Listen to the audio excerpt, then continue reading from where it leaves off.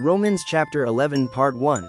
God's mercy on Israel. I ask, then, has God rejected his own people, the nation of Israel?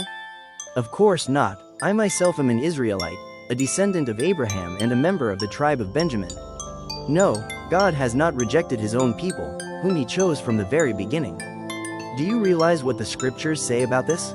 Elijah the prophet complained to God about the people of Israel and said, 3. Lord, they have killed your prophets and torn down your altars. I am the only one left, and now they are trying to kill me, too. And do you remember God's reply? He said, No, I have 7,000 others who have never bowed down to Baal. It is the same today, for a few of the people of Israel have remained faithful because of God's grace, his undeserved kindness in choosing them. And since it is through God's kindness, then it is not by their good works. For in that case, God's grace would not be what it really is, free and undeserved. So this is the situation. Most of the people of Israel have not found the favor of God they are looking for so earnestly. A few have, the ones God has chosen, but the hearts of the rest were hardened. As the scriptures say, God has put them into a deep sleep. To this day he has shut their eyes so they do not see, and closed their ears so they do not hear.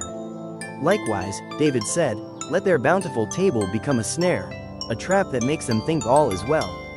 Let their blessings cause them to stumble, and let them get what they deserve. Let their eyes go blind so they cannot see, and let their backs be bent forever. Did God's people stumble and fall beyond recovery? Of course not.